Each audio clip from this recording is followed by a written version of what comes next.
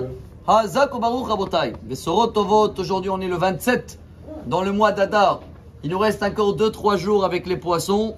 Et après, on passe à quoi? Si Dieu veut, au mois de Nissan. Quel signe?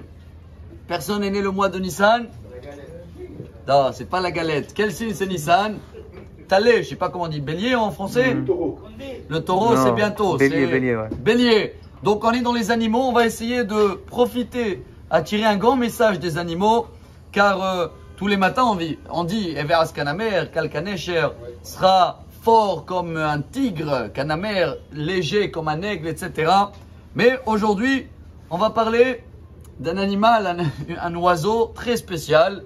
En hébreu, il porte un nom qui s'appelle Hassida. En français, ils m'ont dit la cigogne. C'est ça? Ouais, la cigogne. En hébreu, elle a le meilleur nom possible. C'est quoi quelqu'un qui est Hassid? Hassid, c'est mieux que Tzadik. Ça veut dire top niveau. Hassida, elle doit avoir des qualités de folie. Et elle dit la Gemara justement, pourquoi elle porte son nom Hassida? Parce que elle aide toujours ses copines.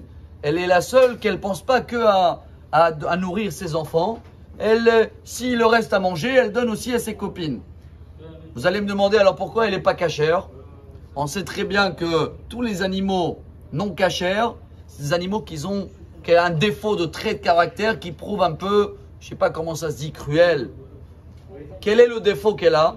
Il nous apprend Rabbi Naftali Trop, un des grands rabbins dans les 200 dernières années, que le seul problème, qu'elle nourrit ses copines, c'est vrai, mais elle prend des autres oiseaux.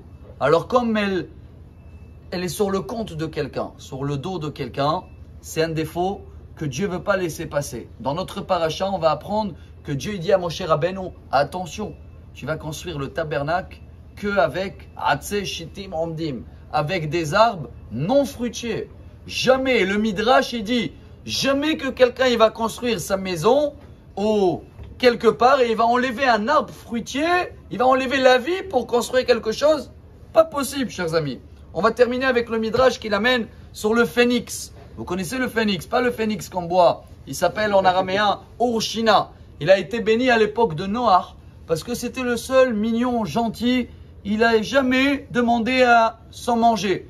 Il attendait avec patience et Noé, après qu'il nourrit tout le monde, une fois il a vu, il a dit pourquoi tu parles pas toi? Il a dit je vois que tu es occupé. Alors Noach il a dit quoi, tu es comme ça gentil, je vais te bénir, tu seras éternel. Chers amis, le sabbat de Slabotka, le Rav Pinkel demande, il dit, et la pauvre la colombe, pourquoi elle n'a pas été bénie elle aussi?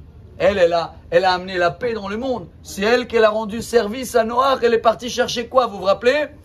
Une branche d'olivier pour annoncer que ça y est, il n'y a plus le déluge. Eh bien il répond, il dit justement, elle a raté sa bénédiction parce qu'elle a amené une feuille de quoi? D'olivier. Elle a enlevé de la vie d'un arbre. Si elle aurait amené une autre feuille d'un arbre non fruitier, elle aussi, elle a été bénie, elle aurait été peut-être éternelle. Chers amis, le message pour nous, jamais, jamais tirer un bénéfice. Jamais prendre la force en marchant sur quelqu'un ou sur le compte de quelqu'un. Dieu, il a dit, même dans les bois, il faut faire attention. Si on arrive à le faire, ça veut dire qu'on a bien compris les messages des animaux. On peut terminer en beauté le mois d'Adar et Bezrat Hashem avoir que des bonnes nouvelles. Amar Rabbi Elazar.